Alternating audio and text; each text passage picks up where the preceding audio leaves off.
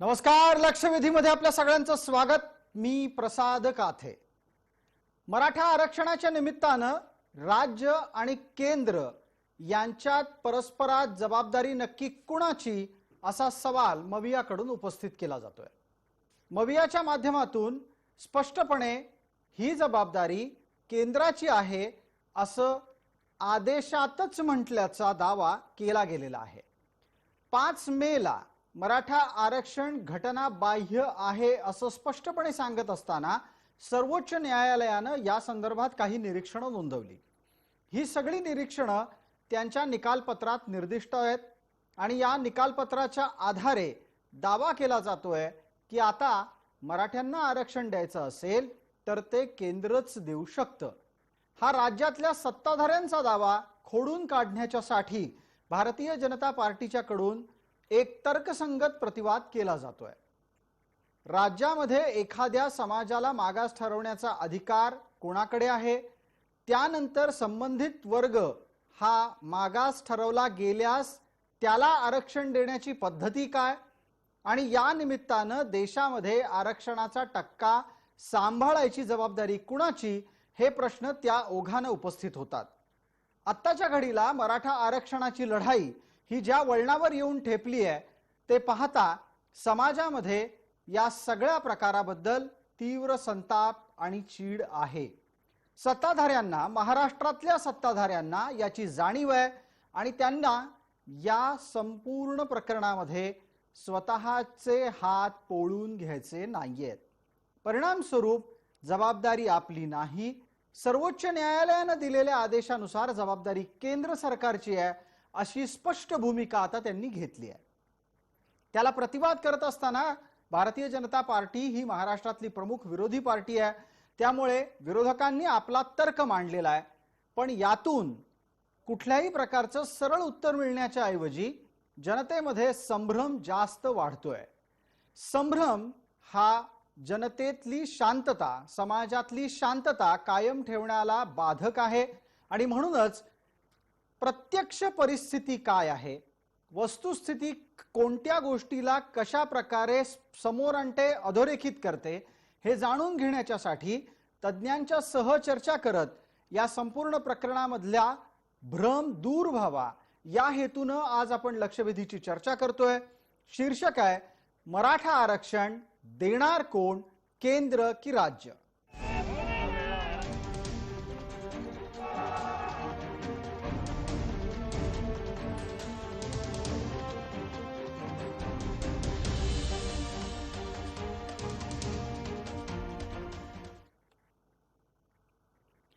या चर्चेमध्ये आपल्याबरोबर सहभागी होणाऱ्या मान्यवरांचा मी आपल्याला पटकन परिचय करून देतो. आपल्या सोबत काँग्रेसच्या प्रवक्त्या डॉक्टर हेमलता पाटील आहेत, त्या मवियाचं प्रतिनिधित्वही या चर्चेमध्ये करतील.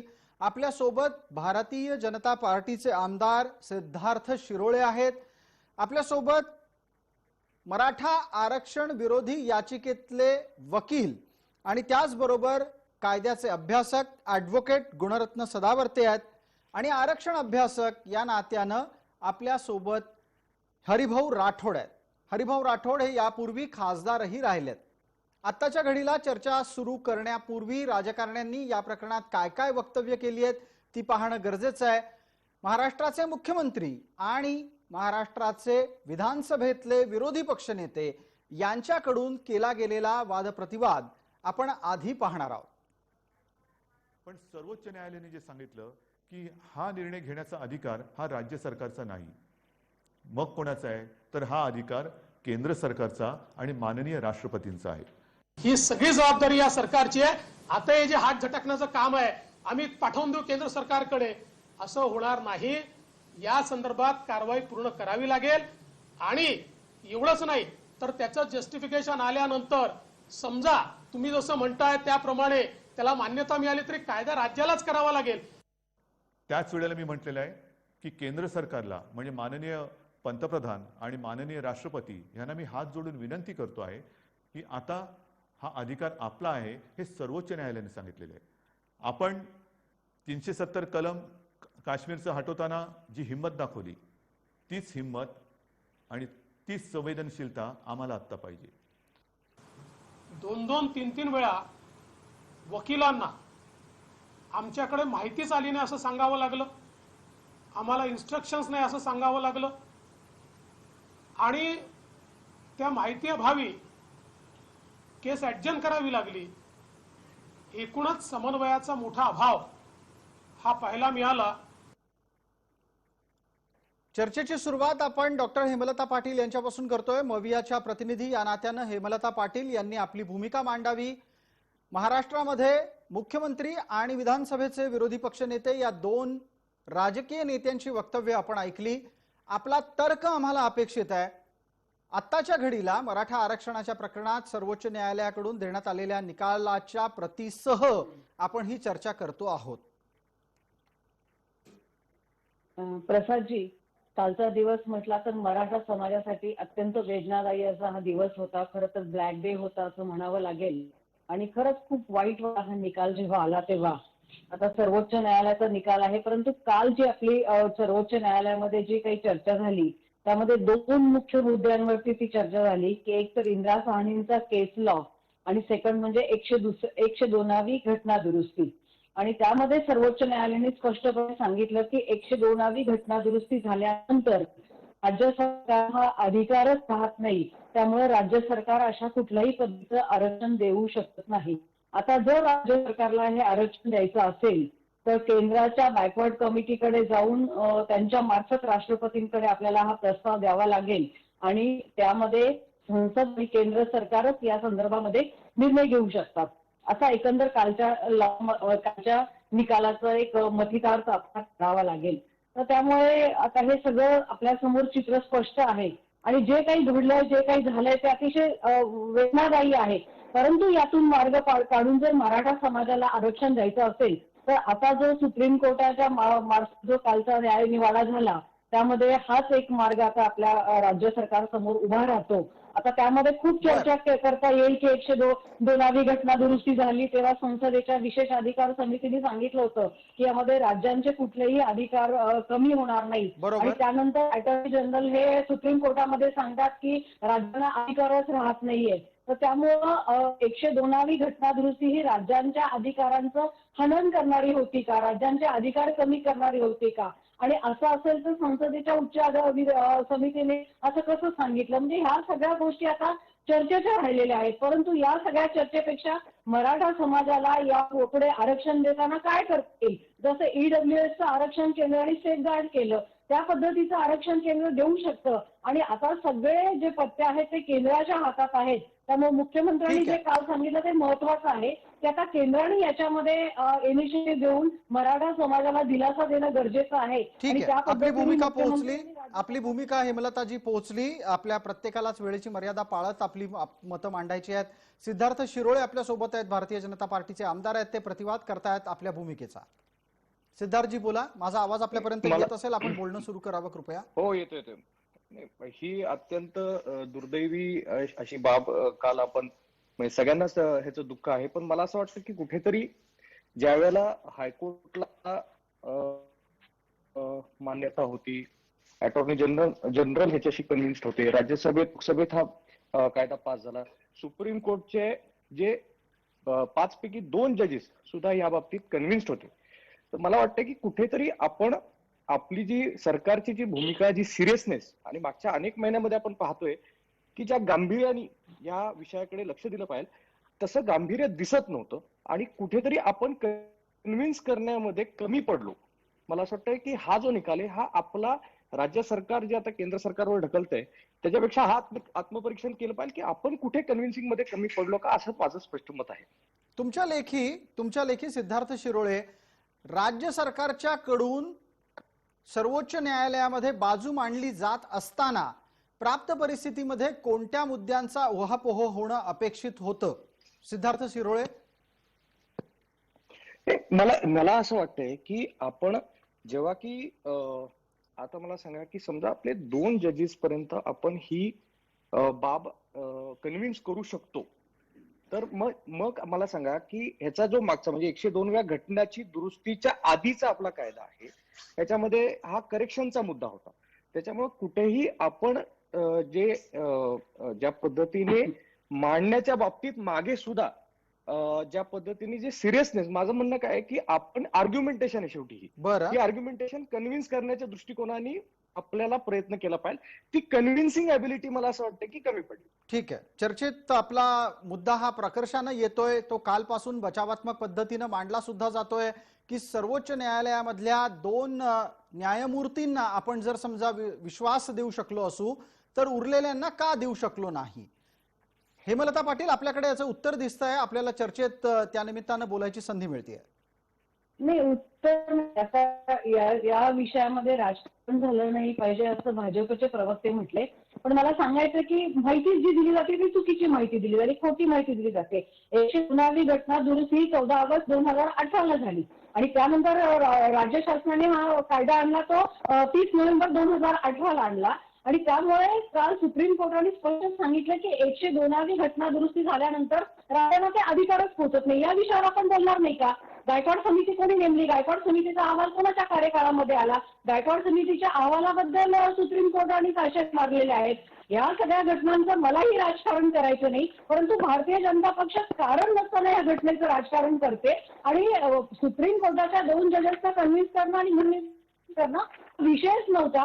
आपण ज्या पद्धतीने आपली वकिलांची सगळी फौज होती, ज्या पद्धतीने आपण आर्ग्युमेंट करत होतो आणि ज्या पद्धतीने आपण ही केस पुटअप केली, त्याच्यामध्ये राज्य सरकारची कुठे चूक झाली असं मला अजिबात वाटत नाही. सिद्धार्थ शिरोळे, या मुद्द्यावर आपलं पटकन मत लागेल की प्राप्त परिस्थितीमध्ये राज्यांचे अधिकार गेलेले आहेत हे 102व्या घटना दुरुस्तीच्या नंतर जर सांगितलं जात होतं तर तशा पद्धतीची भूमिका आपल्याला मांडता येणार होती का? आता साधारणतः इतर 9 राज्यांमध्ये 50% वर असणारे आरक्षण हे रद्द झाले नाही. आता ह्याचं नेमकं काय कारण आहे? आपल्याकडे हे रद्द का करण्यात आले असा एक प्रश्न साधा मनात येतो. तर कुठेतरी या निर्णयाचा अभ्यास करण्यासाठी सुप्रीम कोर्ट आणि उच्च न्यायालयाच्या वकिलांची एक समिती तयार केली पाहिजे आणि ह्याच्यामध्ये न्याय कसा देता येईल. नुसतं केंद्र सरकारकडे ढकलणं, काही झालं की केंद्र सरकारकडे ढकलणं. अरे आपण काहीतरी असं थोडी, म्हणजे आता आपलं काहीच करू शकत नाही आपण, मग आपण आपले सर्व प्रयत्न केले आणि त्याच्यातनं काहीच निष्पन्न होऊ शकत नाही असे हात टेकले का राज्य सरकारने? हा माझा राज्य सरकारला सवाल आहे. राज्य सरकारने हात टेकलेत का याचं उत्तर घ्यावं लागेल. हेमलता पाटील, आपल्याकडून सातत्यानं हे मांडलं जात आहे, आपल्याकडून याचा अर्थ मविया सरकारकडून की आरक्षण मिळेपर्यंत लढाई चालू राहील. जर आरक्षण मिळेपर्यंत लढाई चालू राहील तर मग त्यात लढाईमध्ये राज्य सरकारची भूमिका आणि जबाबदारी काय असेल? आता 2 पर्याय आपल्या समोर राहिलेले राज्य सरकार समोर. एक तर तुम्ही पुनर्विचार याचिका दाखल करणं, परंतु ती पुनर्विचार याचिका सेम खंडपीठाकडे जाणार असेल आणि परत सेम आर्ग्युमेंट होणार असेल. आता याच्यामध्ये ही एक गोष्ट, आपण पुनर्विचार याचिका दाखल करू शकतो. जर काही मुद्दे राहिले असतील ती मुद्दे मांडून आपण परत एकदा रिपिटिशन दाखल करून ती लढाई लढू शकतो. आणि दुसरं कसं आहे की सगळ्यात म्हणजे जर आपण केंद्राच्या बॅकवर्ड कमिशनकडे हा सगळा प्रस्ताव पाठवला राज्य सरकारने आणि त्यांच्यामार्फत राष्ट्रपतींकडे गेला तर केंद्र सरकार हा 100% फुल प्रूफ की ज्याच्यामध्ये मग कुठलीही त्याच्यामध्ये कुठलंही लूप होल्स राहू शकत नाही आणि मराठा समाजाला 100% आरक्षण मिळू शकतं. तर हा मार्ग जास्त सोयीस्कर आहे म्हणून आम्ही त्या मार्गाचा विचार करतो. याच्यामध्ये आम्हाला केंद्र सरकारवरती जबाबदारी घ्यायची नाहीये, तर आम्हाला आमचा न्याय हक्क मिळण्यासाठी आम्ही केंद्र सरकारला विनंती करतोय. एवढीच आमची याच्यामध्ये भूमिका आहे. ठीक आहे. आता आपण आतापर्यंतच्या चर्चेमध्ये राजकीय प्रवक्त्यांना पूर्णपणे संधी दिली, त्यांचे काय मुद्दे आहेत, त्याचा प्रतिवाद काय आहे हे दोन्ही गटांकडून समजून घेतलं. हे यासाठी आपण पहिल्या भागामध्ये सुरुवातीला केलं कारण मुळात जबाबदारी परस्परांवर टाकण्याच्या संदर्भातला विषय हा त्यांनी सुरू केलेला आहे. राजकारणी बहुतेकदा कायद्याच्या चौकटीच्या पलीकडची भूमिका घेतात, माहिती असून सुद्धा काही गोष्टी सांगत नाहीत आणि काही गोष्टी ज्या घडल्या नाहीत त्या सुद्धा मांडतात. ही राजकारणाची एक परंपरा आहे. ती कितपत चांगली कितपत वाईट याची स्वतंत्र चर्चा करता येईल, पण कायदा हा आपल्या जागी अतिशय स्पष्ट असतो. काळ्या दगडावरच्या रेघे इतका तो स्पष्टपणे मांडला जातो, त्याचे अर्थही तितक्या स्पष्टपणे समोर येतात. आणि आता त्या निमित्तानं आरक्षण अभ्यासक आणि कायदेतज्ञ यांच्याकडून आपण समजून घेणार आहोत की आरक्षण कोण देऊ शकतं, केंद्र की राज्य. पहिल्यांदा मला विचारायचंय आपल्या सोबत असलेले ॲडव्होकेट गुणरत्न सदावर्ते यांना. सदावर्तेजी, पूर्णपणे निकालाची प्रत तुम्हाला प्राप्त झालीये का? तुम्ही ती वाचलीये का? जर निकालाची प्रत गुणरत्न सदावर्ते आपण वाचली असेल तर 102व्या घटना दुरुस्तीनंतर राज्यांचे संबंधित अधिकार राहिलेले नाहीत असं न्यायालयानं म्हटलं आहे का?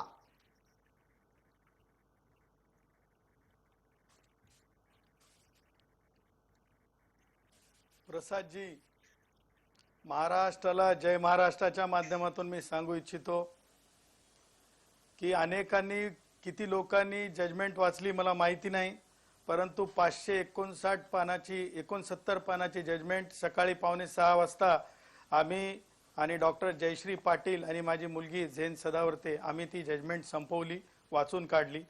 आणि तुम्हाला मला सांगायचंय की मी कधी काळी ऐकायचो की चोरी करणारे चोर खोटे बोलतात, त्यांना कस्टडी तेवढ्यासाठीच घ्यावी लागते, परंतु मला हे समजत नाही. प्रस्तुत दोन्ही राजकारणी जे तुमच्या चॅनलवर आले दोन्ही पक्षाचे, त्यांना खरं तर तुम्ही अगोदर हे विचारायला पाहिजेत होतं की तुम्ही ह्या जजमेंटचं वाचन केलेल्या लोकांकडून माहिती घेतली की तुम्ही वाचलं.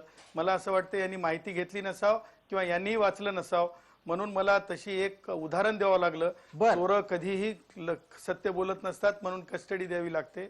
आता मी तुम्हाला सत्यता सांगतो, पॅरेग्राफ नंबर सह सांगतो, पॅरेग्राफ नंबर 439 439 वर माननीय सर्वोच्च न्यायालयाच्या संविधान पीठाने डॉक्टर बाबासाहेब आंबेडकरांचा संदर्भ दिला आणि डॉक्टर बाबासाहेब आंबेडकरांना विचारण्यात आलं की डॉक्टर बाबासाहेब आंबेडकर हे म्हणजे राज्यामध्ये आरक्षणाचे आणि मागासलेपण मोजण्याचे अधिकार कुणाला दिले जावेत आणि कुणाला असतील, त्यावर स्पष्टपणे बाबासाहेब आंबेडकरांचं कमेंट घेत माननीय सर्वोच्च न्यायालयाने सांगितलं 439व्या पॅरेग्राफमध्ये की हे अधिकार जे बाबासाहेब आंबेडकरांच्या म्हणण्यानुसार हे राज्य सरकारला असतील आणि ते अबाधित आहेत. एक पॅरेग्राफ नंबर 440 मध्ये स्पष्टपणे पाचही न्यायाधीशांनी स्पष्टपणे सांगितलं की घटना दुरुस्ती केल्यामुळे मोदी सरकारने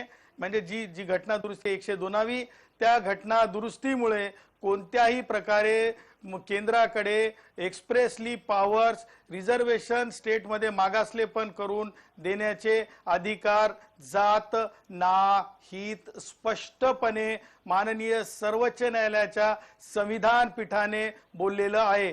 परंतु विद्यमान राजकीय पक्षाचे जे तुमच्याकडे त्या आपल्या भगिनी आहेत ज्या सांगत होत्या त्यांनी धांदत खोटं बोललेलं आहे. मी पॅरेग्राफ सुद्धा वाचून दाखवू शकतो की राज्याचे सगळे अधिकार काढून केंद्राकडे दिलेत असं खोटं बोलणं किमान सर्वोच्च न्यायालयाचा निवाडा हेमलता पाटील ताईंनी सर्वोच्च न्यायालयाच्या निवाड्याच्या बाबतीत पॅरेग्राफ स्पष्ट असताना कोणती ॲम्बिग्युटी नसताना कॉमा मात्राचा सुद्धा त्याच्यामध्ये इंटरप्रिटेशन किंवा लोणचा सारखा मसाला लावण्याची गरज नसताना अशा प्रकारे धांदट खोटं बोलणं हे अत्यंत निंदाजनक आहे, निषेधार्ह आहे. मी अशोक चव्हाणांच्या पक्षाचे असतील किंवा शरद पवारांच्या पक्षाच्या असतील दोन्ही पक्षाचा या वेळेला न्यायिक निकालाचा खोटा अनर्थ लावून खोट्या पद्धतीने मांडणी करत असल्याबद्दल निषेध करतो आणि ह्यापुढे जर अशीच जर वर्तन राहिलं तर मला कंटेम्प्ट नोटीस सुद्धा द्यावी लागेल असं मी स्पष्ट करत आहे. आज जय महाराष्ट्र या चॅनल वरून केंद्र सरकारकडे अधिकार आरक्षणाचे गेलेले नाहीत, अबाधित अधिकार राज्य सरकारकडे संविधान पीठाच्या साक्षीनं हातात जजमेंट घेऊन मी महाराष्ट्राला जय महाराष्ट्राच्या माध्यमातून सांगितलं आहे. सदावर्तेजी धन्यवाद. सदावर्तेजी वेळेची मर्यादा आहे. तुम्ही जो प्रमुख मुद्दा मांडलात त्याद्वारे परिच्छेद क्रमांक 439 मध्ये राज्याचे अधिकार अबाधित असल्याची गोष्ट आहे. परिच्छेद क्रमांक 440 मध्ये 102व्या घटना दुरुस्तीच्या नंतर राज्याचे अधिकार काढून घेतले गेलेले नाहीत आणि त्या संदर्भातली स्पष्टता देण्यात आलेली आहे. तुम्ही जी काही राजकीय भूमिका घेतलीत किंवा त्या संदर्भातली मतं मांडलीत तो भाग आत्ता चर्चेत घ्यायची गरज नाही. कायदेतज्ञ म्हणून अत्यंत स्पष्टपणे तुम्ही दोन गोष्टी या समोर आणल्यात. त्या अनुषंगाने मला आता हेमलता पाटील यांना पुढचा प्रश्न विचारायचा आहे. हेमलताजी, कृपया आपण परिच्छेदाचे क्रमांक द्यावेत आणि आम्हाला हे सांगावं की कुठल्या परिच्छेदाच्या आधारे आपण हे सांगता आहात की 102व्या घटना दुरुस्तीच्या नंतर राज्याचे अधिकार गेले आणि कोणत्या परिच्छेदाच्या आधारे आपण हे सांगता आहात की हे सगळे अधिकार केंद्राकडे आहेत. सगळ्यात महत्वाचं म्हणजे जजमेंटची कॉपी माझ्यापर्यंत आलेली नाहीये, ती मी वाचलेली नाहीये, पहिली गोष्ट. दुसरी गोष्ट, ती कॉपी मी वाचलीच पाहिजे प्रवाशांना असंही नाहीये. ज्या पद्धतीने काल सर्वोच्च न्यायालयाच्या संपूर्ण निकालाचं विश्लेषण आणि न्यायालयाने त्या ठिकाणी काय काय कमेंट पास केले त्याची चर्चा झाली, त्या अनुषंगाने हे मी वाक्य उच्चारलं. त्यामध्ये काय लगेच मी फार मोठी चूक केली अशातला भाग नाहीये. जी काल चर्चा झाली, बऱ्याच वेळा न्यायालय काही कमेंट पास करते आणि जजमेंट त्याच्यामध्ये जजमेंटमध्ये ते असतंच असं नाही, त्या अनुषंगाने मी ते बोलले. आणि त्यामुळं काय फार मोठा मी अपराध केला वगैरे असा मानण्याच्या मी तयारीत नाहीये. प्रवक्त्यांकडे लगेचच ती सगळी कॉपी येईल आणि संपूर्ण जजमेंट प्रवक्ते वाचतील अपेक्षा करण्यात मला वाटतं. जजमेंटचं चुकीचं सांगू नका ना, अगोदर सांगायचं ना मी वाचलं नाही म्हणून. मला विचारलं असं तर मी सांगितलं असतं. तुम्ही पहिल्यांदा मला विचारायला हवं होतं, तुम्ही आधी चर्चेमध्ये यायला हवं होतं. तुम्ही विचारलं असं तर सांगितलं असतं मी. चुकीचं नाही, एक मिनिट याच्यात हेमलता तुमच्या आणि माझा सवाल जवाब न्यायालयाच्या झाला बाबतीत तर तरी आणि त्याच्या निवडाच्या बाबतीत त्यांनी खोटं मला बोलू विचारलं नका नाही. आणि रेटून मला तर बोलूच जय नका. महाराष्ट्राच्या रेटून बोलू नका. खोटं बोलल्यानंतर म्हणायला पाहिजे की सॉरी म्हणायला पाहिजे, माफी मागायला पाहिजे, माफी मागायला पाहिजे की मी चुकीने सांगितलं, माफी मागायला पाहिजे. चुकीने सांगितलं महाराष्ट्राला की केंद्राकडे अधिकार गेलेत म्हणून. तुम्ही महाराष्ट्राला सांगितलं पाहिजे, माफी मागितली पाहिजे महाराष्ट्राची. केंद्र सरकारकडे अधिकार गेलेत म्हणून तसं केलेलं नाही. तुम्ही खोटं बोलता आणि रेटून बोलण्याचा प्रयत्न करता का?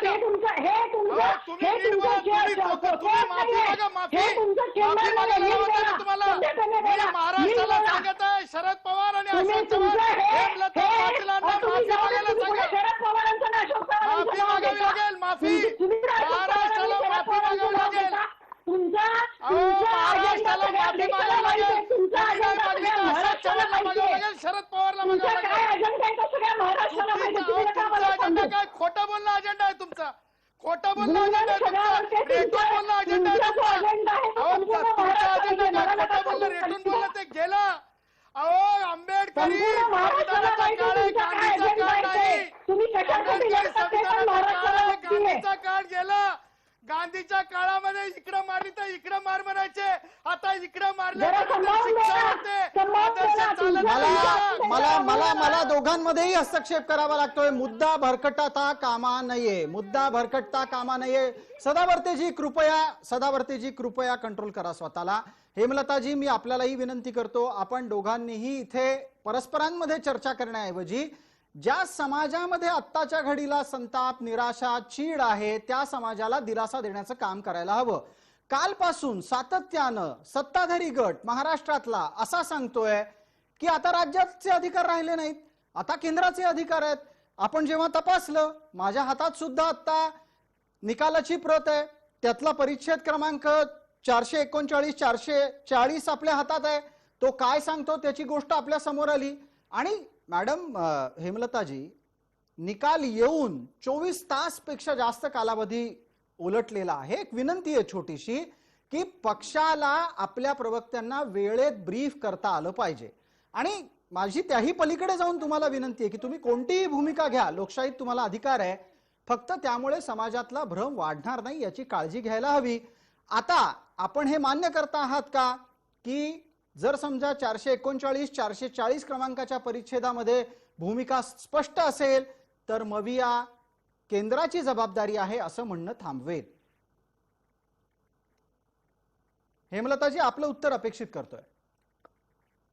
काय विचारलं तुम्ही? आवाज नाही आला तुमचा. मी आपल्याला असं विचारलं की जर 439 440 क्रमांकाच्या परिच्छेदामध्ये स्पष्टता आलेली असेल तर मविया आपली भूमिका आता बदलेल का, की निकालाची प्रत हातात घेऊन अभ्यास करून भूमिका बदलण्यासाठी त्यांना वेळ हवाय?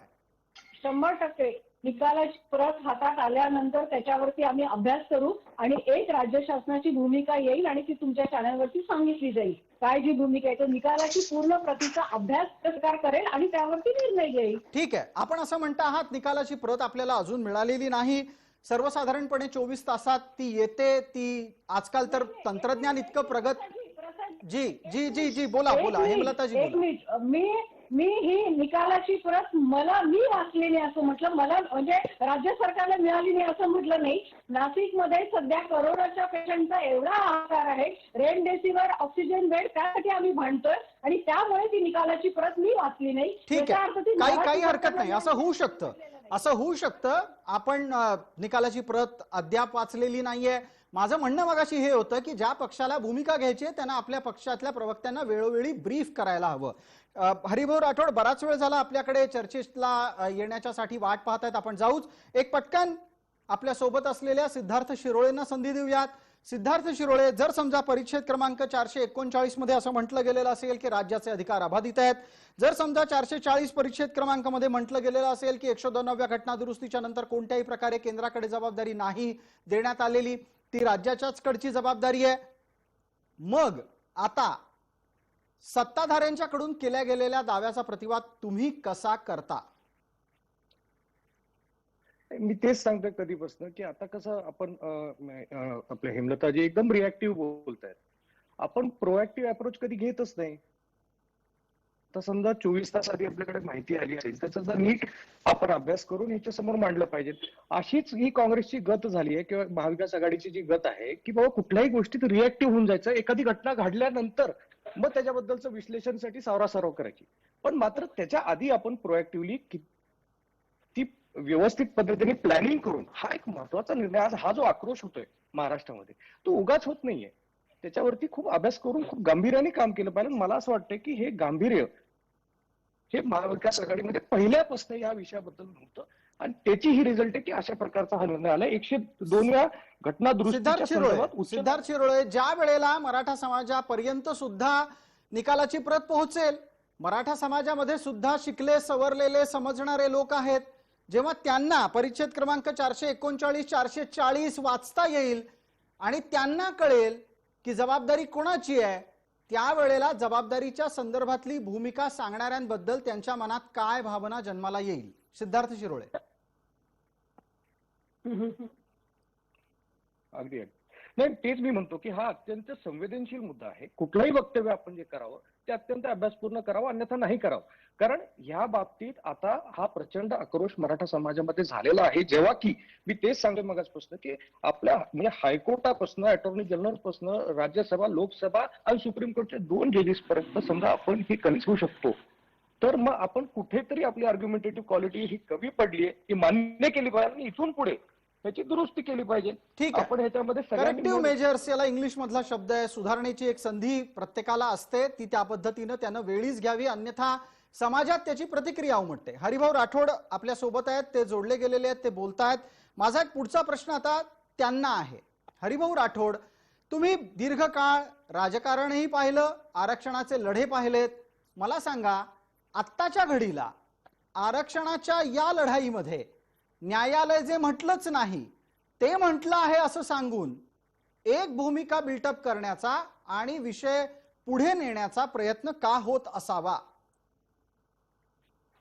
खरं म्हणजे प्रसादजी, आजचा लक्षवेधीचा जो विषय आहे ना, तो तुम्ही मला सांगितला वेगळा आणि इथे मी वाचतोय वेगळा. तुम्हाला हाच सांगितला होता हरिभाऊ, विषय असा तुम्हाला हाच पाहिजे. सांगितला होता. ठीक आहे, आपण मुद्द्यावर यावं. मी प्रश्न आता जो विचारलाय तो पोहोचलाय, काय हरकत नाही. नाही, विषय असा आहे, मी मूळ मुद्द्यावर येतो. ठीक आहे. विषय असा पाहिजे होता की ओबीसीचं आरक्षण राज्य देऊ शकते की केंद्र देऊ शकते, असा विषय पाहिजे. आता इथे मराठा आरक्षणाची चर्चा असताना ओबीसी आरक्षणाचा विषय आज कसा काय घ्यायचा? आता तो काल घेऊन झालाय आपल्याकडून. मला वाटतं तुम्ही प्रश्नावर लवकर आलात तर बरं होईल. लवकर येतो जी. आपण 102वी घटना दुरुस्तीवर चर्चा करतोय. तर ही 102वी घटना दुरुस्ती काय मराठ्यासाठी आहे का? नाही, या पूर्ण देशाच्या पूर्ण राज्यासाठी आणि ओबीसी साठी आहे, ती मराठ्यासाठी नाही आहे. त्यामुळे या 102व्या घटना दुरुस्तीची माझा फार संबंध आहे. तुम्ही मला अधिक वेळ दिला तर बरं होईल. हे बघा, जेव्हा ही घटना दुरुस्ती करायचं चाललं होतं तेव्हा लोकसभेने बिल पास केलं, राज्यसभेमध्ये बिल गेलं आणि याला नाव होतं 123वा बिल, 123वा घटना दुरुस्ती बिल. तर त्यावर जेव्हा राज्यसभेने सिलेक्ट कमिटीवर पाठवलं आता मॅडमनी जो उल्लेख केला त्या कमिटीचा, आणि राज्यसभेने एक जाहिरात दिली की कोणाला काही ऑब्जेक्शन सजेशन द्यायचे आहे का या बिलावर, तर मी त्या ठिकाणी सजेशन ऑब्जेक्शन दिलं. बर. मला कॉन्स्टिट्युशनल एक्सपर्ट म्हणून बोलावलं. त्या मीटिंग मध्ये मी होतो. त्या त्या त्या मीटिंगचा हे बघा, हे एवढे सगळं बरोबर. ते हरिभाऊ, ठीक आहे. हरिभाऊ आपलं म्हणणं ऐकायला येतंय. आपण कृपया सलग बोलत राहा. आणि मुद्दा मी आपल्याला वेगळा विचारला होता. मी आपल्याला विचारलेला प्रश्न पुन्हा एकदा उपस्थित करतो. जे न्यायालय बोललंच नाही ते न्यायालय बोललं आहे असं सांगून भूमिका मांडण्याच्या मागचा हेतू काय असू शकतो? नाही, न्यायालय बोललं नाही असं नाही. तीन जजेसनी वेगळं मत नोंदवलं आहे आणि दोघांनी वेगळं मत नोंदवलं आहे, हे तुम्ही विसरू नका. कारण हे कन्फ्युजन अजूनही आहे. हे या लोकांनी क्लिअर केलं नाही. ज्या सुरुवातीला 3 जजेसनी सांगितलं होतं की आमचं इंटरप्रिटेशन आम्हाला होत नाही, म्हणून आम्ही लार्जर बेंचकडे गेलो, आणि 5 न्यायमूर्तीकडे हे जे प्रकरण आलं त्यांनी कुठे क्लिअरफाय केलं? अजूनही क्लॅरिफाय होत मग नाही. आता हरिभाऊ मला आपल्यालाही विचारावं लागेल, आपण निकालाची प्रत वाचली आहे पूर्णपणे? वाचली आहे पूर्ण. ठीक आहे, मला चला एक निकालाच्या- बरं झालं की हरिभाऊंनी निकालाची प्रत वाचली आहे आणि त्यांनी त्यांच्या मार्फत परिच्छेद क्रमांक 439 आणि 440 संदर्भात मत मांडलं. सदावर्तेंना त्याचा प्रतिवाद करायचा आहे. सदावर्तेची आपली वेळ सुरू होतीये. नाही, प्रतिवाद माझा ऐकून घ्या तुम्ही. हो हो, हरिभाऊ संधी देतो. एकदा सदावर्ते बोलतायत ते पटकन ऐकणार आहोत आपण. मला मला मला सांगा हरिभाऊ, तुमच्या वयाचा कायम आदर राहील, तुमच्या वयाच्या सगळ्याच माणसाचा आदर तुम्हाला राहील, एका मिनिटात सांगण्याची गोष्ट परंतु नाही आहे. चुकीचे तुम्ही समजून संदर्भ, घ्या. चुकीची माहिती कृपा करून कुणी सुद्धा देऊ नये. तुम्हाला सांगतो की नाही, जी मी चूक केली सांगण्याची केंद्र गोष्ट- सरकारनी, नाही तुम्ही ती हरिभाऊ आपल्याला दुरुस्त करावं हरिभाऊ लागेल. तुम्हाला बोलायचं केंद्राची प्रसाद आधी चूक त्यांना आहे. बोलू द्या. प्रसाद आधी हरिभाऊ- त्यांना बोलू द्या. हरिभाऊ बरोबर आहे, वेळेची प्रसाद मर्यादा त्यांना इथे प्रत्येकालाच आहे. हरिभाऊ, प्रत्येकाला वेळेची मर्यादा आहे. मी विचारलेल्या प्रश्नाला आपण सुरुवातीला उत्तर द्यायला बऱ्यापैकी वेळ आपल्याला दिला होता. आता तुम्ही जी भूमिका मांडलीत आणि त्याच्या जोडीला असंही म्हणालात की तुम्ही निकालपत्राचं वाचन केलेलं आहे, त्या अनुषंगानं मला ज्या संदर्भातले मुद्दे तुम्ही उपस्थित केले त्याच्यावर सदावर्तेंना बोलायची संधी द्यायची आहे. हरिभाऊ, मी परत आपल्यापर्यंत येईन. आता विषय ओबीसीचा नाहीये. आता विषय जबाबदारी कोणाची हा आहे आणि त्या संदर्भात आपलं मत मांडलं आहे आपण. त्याही पेक्षा वेगळं काही बोलायचंय तर मी आणखीन 1 मिनिट हरिभाऊ आपल्याला देतो. प्लीज हरिभाऊ बोला, पण वेळेत बोला. याच्यात 2 अर्थ आहेत. तुम्ही सांगतो मी ऐका. एक अर्थ असा निघतो की राज्याचे अधिकार आहेत आणि दुसरा अर्थ असा आहे की राज्याचे अधिकार काढून घेतले. असं का होतं की मुळात जी घटना दुरुस्ती केली आहे त्याच्यात चूक आहे. मी वारंवार सांगतोय तुम्हाला, आणि ती चूक तुम्ही दुरुस्त केल्याशिवाय, ते कॉन्स्टिट्युशनल अमेंडमेंट केल्याशिवाय तुम्ही आता लोकसभा चालू नाही तर तुम्ही तुरंत केंद्र सरकारने वटहुकूम काढला पाहिजे आणि त्याच्यात एक शब्द ऍड करायचा. एक शब्द, ओनली 1 शब्द, सेंट्रल लिस्ट आणि स्टेट लिस्ट. हे जे ओबीसीचे 2 प्रकार आहे. अनेक लोकांना माहित नाही आहे. ओबीसी हे ओबीसीचे 2 प्रकार आहे. राज्याचे ओबीसी वेगळे, सेंट्रलचे ओबीसी वेगळे. आपण मराठाला आरक्षण दिलं ते राज्याचं दिलंय, सेंट्रलचं नाही दिलं. IAS IPS साठी त्यांना आरक्षण दिलं नव्हतं. आपण इथल्या फक्त राज्यामध्ये जे नोकरीसाठी आरक्षण दिलं होतं त्यांना IAS IPS अधिकार. ते हे समजून घ्या तुम्ही आधी. आणि त्याच्यामध्ये चूक आहे ही. अजून मी सांगतो, केंद्राने ती ताबडतोब वटहुकूम काढून जी चूक झाली आहे ती दुरुस्त करावी, तरच इंटरप्रिटेशन होईल. इंटरप्रिटेशन होणार नाही. ठीक आहे हरिभाऊ, धन्यवाद. आपण वेळेत मुद्दा मांडलात. या संदर्भात गुणरत्न सदावर्ते आपण बोलणार आहात. आपलं म्हणणं सुरू करा.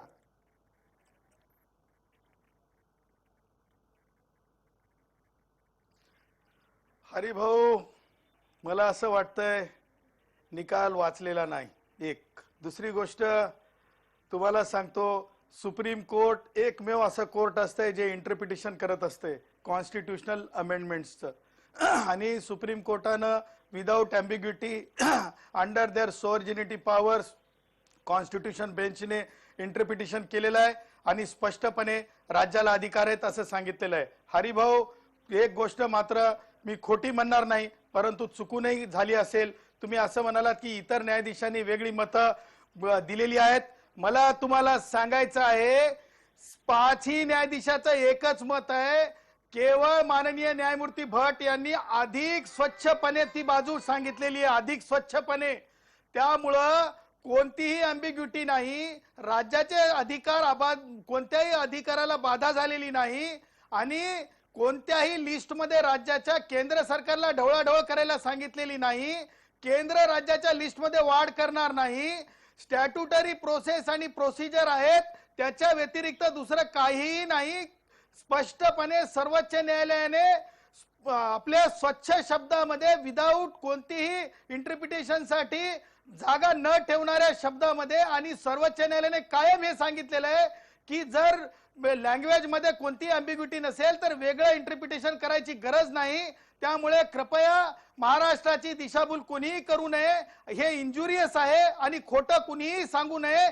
किती श्रेष्ठ, किती खासदार किंवा किती कोणी असलं तरी मला असं वाटतंय की पॅरेग्राफ सांगावा, मुद्द्यावर बोलावं. म्हणजे मोगम जसं माध्यमांमध्ये राजकीय पुढारी बोलतात याची बदल करा, त्याची बदल करा, असं बोलून काही उपयोग होणार आपण नाही. परिच्छेद क्रमांक सांगा. बोलू द्या, मला बोलू द्या. अगदी हरिभाऊ आपण बोला, परिच्छेद क्रमांक सांगा. मी पण आता माझ्या हातामध्ये परिच्छेद घेऊनच बसलेलो आहे. 39, 40, 41, 44 सगळेच आहेत माझ्याकडे, त्यावरही मी बोलणार आहे. हरिभाऊ आपण आपला परिच्छेद क्रमांक सांगा. नाही, मी गुणवंत सदावर्तेला विचारू इच्छितो. कॉन्स्टिट्युशनल अमेंडमेंट जी आहे त्याच्यात 26C त्याच्यात व्याख्या केली आहे. Socially and educationally backward class means the backward classes as are so deemed under the article 342A.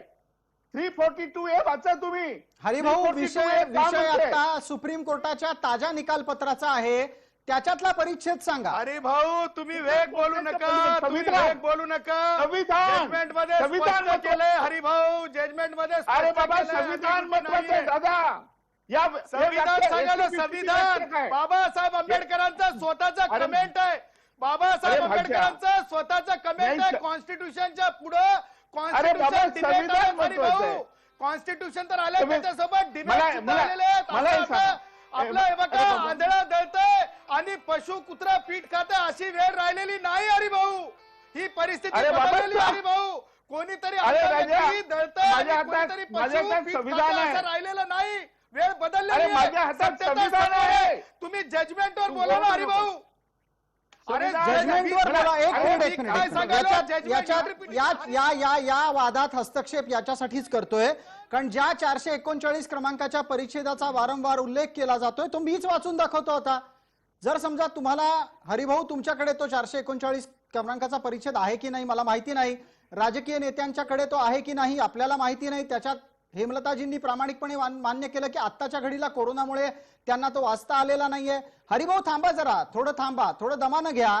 439 क्रमांकाचा परिच्छेद काय सांगतो? The interpretation in which we have put on Article 342A is in full accord with the intention of the frames of the Constitution. Dr. B.R. Ambedkar in the Constituent Assembly had said that a backward community is to be determined by each local government. मला वाटतं हे शब्द कळत असतील लोकांना. बाबासाहेब काय म्हणाले होते ते इथे लिहिलेले आहे. The determination, that is identification of the backward class, was thus left to the local government, as was clearly and categorically stated by Dr. Ambedkar in the Constituent Assembly debates. It is most relevant for the present discussion to quote the exact words used by Dr. Ambedkar while answering the debate on draft subclause article 10 bracket starts 3 bracket complete, which is article 16 bracket starts 4 bracket complete of the present constitution. मला वाटतं याच्यात बऱ्यापैकी स्पष्टता आली. आताही काही पुढे बोलायचंय की काही बोलायचंय या संदर्भातली चर्चा करू. एक छोटी विश्रांती घेऊ. लक्षवेधीच्या पुढच्या चर्चेसाठी लगेच परत येतोय.